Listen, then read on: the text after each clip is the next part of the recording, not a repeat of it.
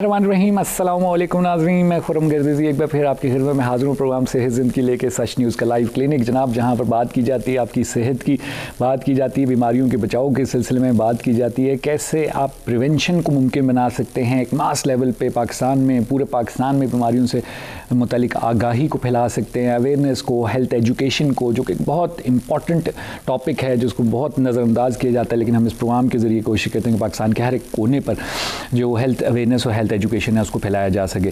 आज भी इसी सिलसिले को आगे बढ़ाएंगे। हम लोग आज बात करेंगे कैंसर से मुतालिक, कौन से कैंसर पाकिस्तान में ज़्यादा हैं, क्या अलामतें हैं कैंसर्स की। जैसे कि आप लोगों को खुद मालूम है कि कैंसर पाकिस्तान में बढ़ता जा रहा है क्योंकि हमारा लाइफस्टाइल, हमारी जो खाने पीने की हैबिट्स हैं, तमाम चीज़ें इफ़ेक्ट करती हैं, बढ़ता जा रहा है। कौन से cancer top of the list हैं पाकिस्तान में, अलामतें क्या हैं, क्योंकि अलामतें पता होंगी लोगों को तो लोग रुजू करेंगे डॉक्टर की तरफ और फिर जो है इनिशियल लेवल पे ट्रीटमेंट मुमकिन बनाया जा सकेगा।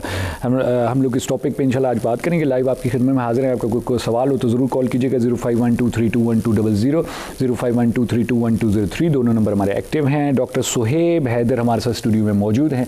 डॉक्टर साहब जर्नल एंड कोलोरेक्टल कैंसर के सर्जन हैं। Doctor Akbar Niazi teaching hospital Islamabad में डॉक्टर साहब अपनी खिदमत अंजाम दे रहे हैं।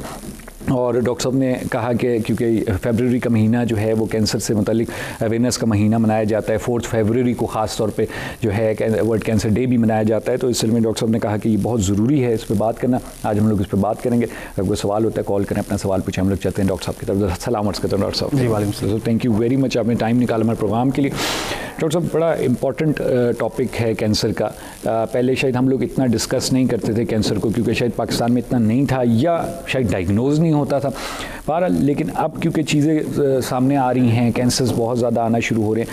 पहला सवाल तो डॉक्टर साहब मेरा यही होगा कि आप जनरली क्या वजूहात क्या देखते हैं कि हमारा माशरा जो कि हम लोग कहते थे देसी खाने खाना, नेचुरल फूड्स खाने हैं, एक्टिविटी होती है हमारी, खेल कूद है, खेतों में काम है, लेकिन हमारे यहाँ भी कैंसर अब बहुत ज़्यादा देखने में मिल रहा है। उसमें 2-3 वजूहात हो सकती हैं। यानी मैं अगर इस तरह से कहूँ कि कुछ चीज़ें ऐसी हैं जो नॉन मॉडिफाइबल फैक्टर्स, ठीक है, जिसको तो हम तब्दील नहीं कर सकते, जिसके अंदर उम्र है, एज है, जेनेटिक्स हैं, ये चीज़ें। अच्छा, जो हमारे हाथ में नहीं है, जो हमारे हाथ में नहीं है। अगर उसके अंदर कुछ ऐसी तब्दीली आ गई है जो फ्यूचर के अंदर वो कैंसर में मरीज़ बन सकता है, तो वो तो कुछ नहीं हो गई। एक हो गया मॉडिफाइबल, जिसको हम तब्दील कर सकते हैं और कैंसर से प्रिवेंट कर सकते हैं। ठीक है। उसके अंदर बहुत सी चीज़ें, जिस तरह सीडेंटरी लाइफस्टाइल, जिस आपने खुद बताया, खुराक की तब्दीली, क्योंकि अब हम लोग ज़्यादातर जंक फूड्स और इस तरह की चीज़ों में आ गए। फिर कुछ ऐसी चीज़ें हैं जिस तरह से सूरज के अंदर काम करना बहुत ज़्यादा, ऑल्दो पहले भी होता था, लेकिन कुछ वजूहात या डायग्नोसिस प्रॉपर नहीं हो पाती थी, स्क्रीनिंग प्रोग्राम्स नहीं थे, तो ये चीज़ें, जल्द की कैंसर, ये चीज़ें नहीं होती थी। ठीक है। अब साइंस ने ऐसा ऐसा तरक्की की, मेडिकल लाइफ में भी तरक्की की, तो वो जो स्क्रीनिंग और डायग्नोस्टिक जो एलिमेंट है वो ज़्यादा अच्छा इम्प्रूव कर गए। और ये एक वन ऑफ द रीज़न हो सकती है जो कि अर्ली पिक करना, और this is very much important. लेकिन वही बात, मॉडिफाइबल में smoking one of the major factor, जो कि आप यूँ समझ लें कि जिस्म के अंदर 80 मुख्तलिफ किस्म के कैंसर क्रिएट कर सकता है। तो वो हमारा उस तरफ, यानी आप जनरल पब्लिक में देखें, वो एक ट्रेंड बहुत ज़्यादा कॉमन हो गया। सिगरेट को तो हम ख़तरनाक समझते ही नहीं। बिल्कुल वही ना। तो वो इस तरह के फिर कुछ केमिकल्स वगैरह, ये सारी चीज़ें, फूड प्रोसेस्ड मीट स्पेशली, ये सारा कुछ जो भी है, तो ये बेसिकली वजूहात हैं जिसकी वजह से कैंसर बढ़ता जा रहा है। सही है। और इनको कंट्रोल ना किया गया तो हम जैसे हम वेस्ट में देखते हैं, ऑब्वियसली बिल्कुल उसी तरह आप देखें कि जो कैंसर से अमवात है वो तकरीबन ऑल अराउंड पूरा ओवर द ईयर 10 मिलियन के राउंड, यानी 1 लाख और 1 करोड़, सॉरी 1 करोड़, जी, ये इतनी डेथ्स हो जाती हैं, यानी कितना लीथल हो सकता है different cancer. Yes different cancer. लेकिन इसमें से 1/3 ऐसे हैं विच वी कैन प्रिवेंट। अच्छा, यानी ये 1/3, यस, एक तिहाई, यानी ये मॉडिफाइबल जितनी भी चीज़ें हैं, इसको अगर हम असेस कर लें और मॉडिफाइड कर लें और इनसे बच जाएं, तो हम वी कैन प्रिवेंट।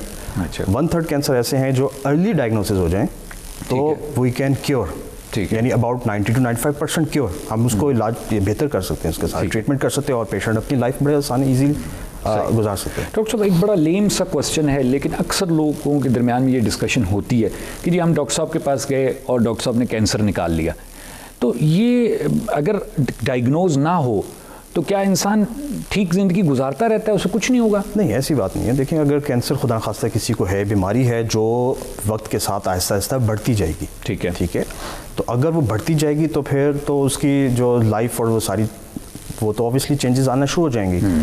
अब असल में हमारे यहाँ आगाही, अवेयरनेस और ये वाला एक एलिमेंट का फुकदान था जो आहिस्ता आहिस्ता काफ़ी इंप्रूव कर रहे हैं। अच्छा, this is also one of the condition, one of the reason जो हमारे यहाँ ज़्यादा पिक हो रहे हैं सारी चीज़ें।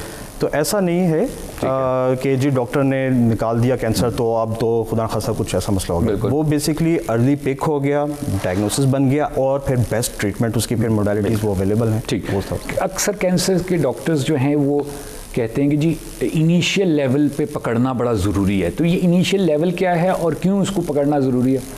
इनिशियल लेवल ये है कि जैसे अगर कोई अलामत ज़ाहिर हो जाए, ठीक है, हर डिफरेंट बॉडी के अंदर, जिस्म के अंदर डिफरेंट किस्म के कैंसर हो सकते हैं, हर एक की डिफरेंट तरह से अलामतें होती हैं। अगर वो अलामत ज़ाहिर हो जाए तो फ़ौरन रुजू किया जाए। वो अगर पिक हो जाएं और उसकी डायग्नोस्टिक्स हो जाएं अच्छी, तो वो अगर कैंसर साबित हो जाए तो उसकी ट्रीटमेंट ज़्यादा अच्छी है और जो क्योर रेट है, क्योर मतलब यानी कि मुकम्मल ख़त्म हो जाना, ठीक है, वो ज़्यादा सक्सेसफुल, ज़्यादा अच्छा है। अच्छा। यानी मैंने आपको बताया था मोर देन 90-95% इज़ क्योरेबल। ठीक है, लेकिन अगर वो डिले होता जाए किसी वजह से, ठीक है, और वो एडवांस कंडीशन में चला जाए तो उसका मतलब वो फिर पूरे जिस्म में फैलता है, इसलिए वो फिर उसको फिर मैनेज करना, उसको फिर क्योर नहीं किया जा सकता। ठीक, सही। अच्छा डॉक्टर, ये जो फॉर एग्जांपल अगर आंत का कैंसर है तो उसके फैलने का मतलब ये है कि वो दूसरे ऑर्गन्स पे भी चला जाएगा? यस। हर सारे cancers, most of the cancer जितने भी हैं वो एक टाइम के साथ स्प्रेड करते हैं, पूरे सराउंडिंग एरिया में स्प्रेड कर सकते हैं, खून के ज़रिए किसी और ऑर्गन में जाके वहाँ पे एम्बेड हो गए और वो वहाँ फैलना शुरू हो जाएंगे। ठीक है, तो ये फैल सकता है। ये बिल्कुल ऐसे ही जैसे एक वायरस, बैक्टीरिया। यस। और हम तो ये समझते थे कि कैंसर एक और किस्म की चीज़ है। नहीं, बेसिकली ये भी उसी तरह की बीमारी की एक नोयत है, फैलना उसका उसी तरह ही है। फैलना है with the passage of time, फिर उसके अंदर और बड़े फैक्टर्स हैं। ठीक है, तो ये उसमें फिर इसलिए अर्ली पिक करना बहुत ज़रूरी है और अर्ली मैनेजमेंट, ताकि ये फैलने से पहले ही इसका पकड़ लिया जाए और ट्रीटमेंट शुरू हो जाए। डॉक्टर साहब बहुत शुक्रिया, गुफ्तगू आगे बढ़ाएंगे आपके साथ, यहाँ छोटा सा वक्फा लेने हमने प्रोग्राम में। जी नाज़रीन, डॉक्टर सुहेब हैदर की आप गुफ्तगू सुन रहे हैं। डॉक्टर साहब जो हैं general and colorectal cancer surgeon हैं, doctor Akbar Niazi teaching hospital में डॉक्टर साहब अपनी खिदमत अंजाम दे रहे हैं। डॉक्टर साहब से हमारी बात चल रही है कैंसर के सिलसिले में, कैंसर की वजूहात, उसकी आगाही, क्या रीज़न्स हैं, कैसे उसको मैनेज किया जा सकता है, क्या फैक्टर्स बाइस बन रहे हैं कि हमारे मुल्क में कैंसर जो है वो ज़्यादा दिखने में मिल रहे हैं। तमाम चीज़ों में हम लोग बात कर रहे हैं। गुफ्तगू आगे बढ़ेगी, छोटा सा वक्फा लेंगे यहाँ प्रोग्राम में, फिर आपकी खिदमत में हाजिर होंगे।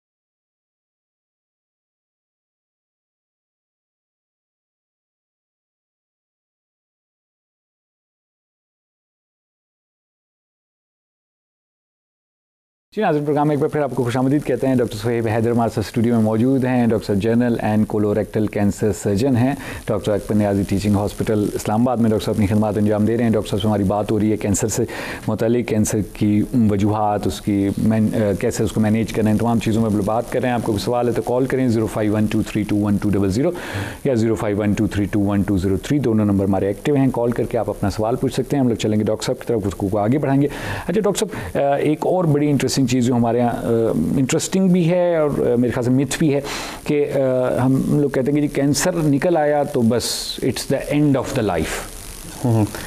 एक्चुअली ऐसा नहीं है, ये बेसिकली लैक ऑफ अवेयरनेस।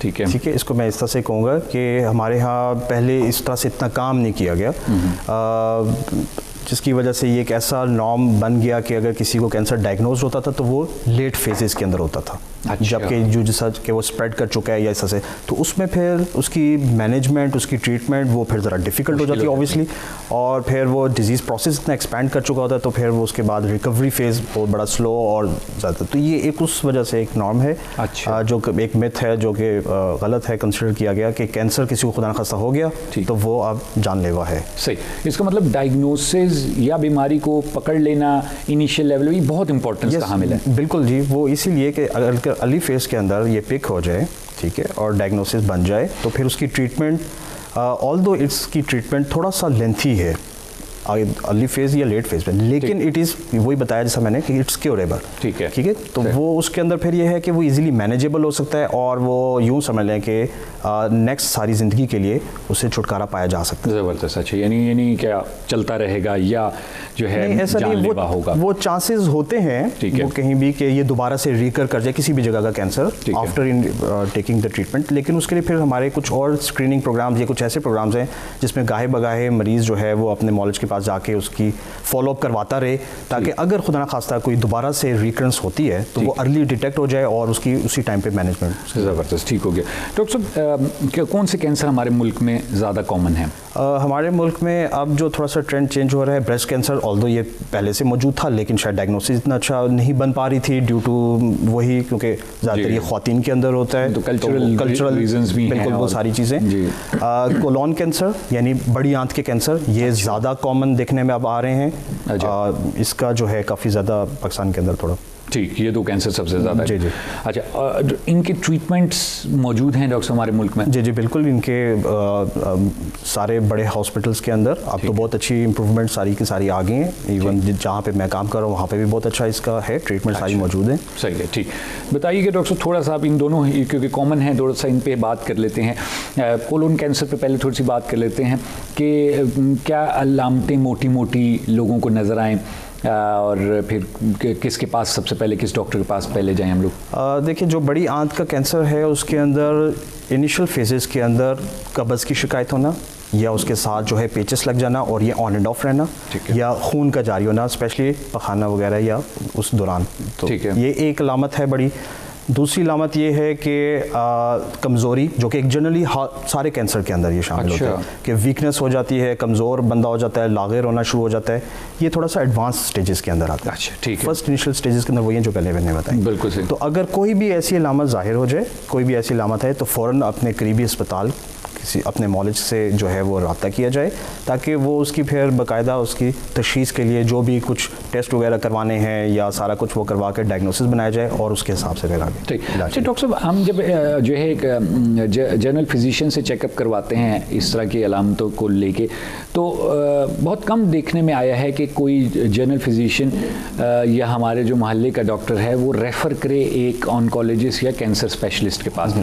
ऐसा ही है या ये हमें ऐसा लगता है? नहीं, ऐसा है, लेकिन अब ये ऐसा चेंज हो रहा है और इसमें awareness, this is the main important thing. अच्छा। कि अवेयर किया जाए कि हर बीमारी से रिलेटेड मुख्तलिफ़ किस्म के शोबे से रिलेटेड स्पेशलिस्ट मौजूद हैं जो ज़्यादा अच्छा ट्रीट कर सकते हैं, और सारे बड़े अस्पताल के अंदर ये चीज़ मौजूद है इस तरह के। तो अगर वो इस तरह की कोई भी है तो कोशिश ये की जाए कि वहाँ पे दिखाया जाए। ठीक है, क्योंकि अगर जिस तरह बता रहे हैं जनरल फिजिशियन या इस तरह से उनके पास इनिशियल फेजेस के अंदर अगर जाता है, वो ठीक है ट्रीटमेंट की कोशिश तो करेगा, लेकिन ये तो मरीज़ को पता है कि वो ट्रीट हुआ कि नहीं हुआ। ठीक है, अगर अलामत बरकरार है तो फिर उसको रुजू करना चाहिए, बजाय इसके कि बार बार वहीं चक्कर लगाता रहे और वो बीमारी को बढ़ाता रहे। बेसिकली जो पेशेंट का वो बनता है कि वो उसको रिसर्च करे, अगर वो ठीक नहीं हो रहा तो वो फिर जो है मुख्तलिफ, हाँ वो है उसमें फिर अवेयरनेस कैंपेन बेसिकली ये, इसीलिए आप देखें आजकल बहुत ज़्यादा हमारे पाकिस्तान के अंदर भी चल रही है। बेसिकली मेन पर्पस यही है कि लोगों को कायल किया जाए, अवेयर किया जाए, उनको बताया जाए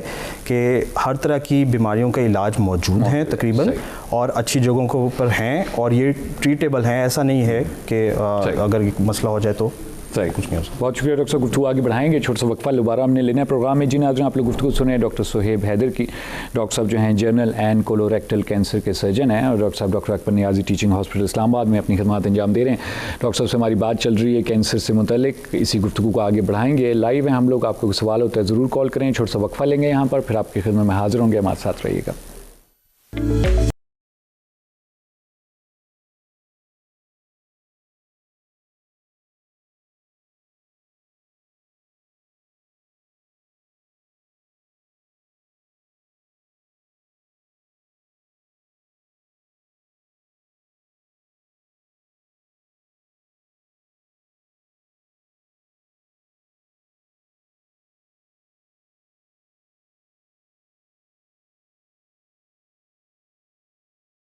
आज प्रोग्राम में एक बार फिर आपको खुशामदीद कहते हैं। डॉक्टर सुहेब हैदर हमारे साथ स्टूडियो में मौजूद हैं। डॉक्टर साहब general and colorectal cancer surgeon हैं। Doctor Akbar Niazi teaching hospital में डॉक्टर साहब अपनी खिदमत अंजाम दे रहे हैं। डॉक्टर साहब से हमारी तफसीली गुफ्तगू रही है प्रोग्राम में कैंसर से मुतलिक, कैंसर की अवेयरनेस से मुतलिक। डॉक्टर साहब ने कोलोन कैंसर के बारे में बताया जो कि पाकिस्तान में टॉप ऑफ द लिस्ट है। दूसरा डॉक्टर साहब ब्रेस्ट कैंसर भी है, उसके बारे में भी थोड़ा सा हमारे नाज़रीन को बता दीजिएगा प्लीज़।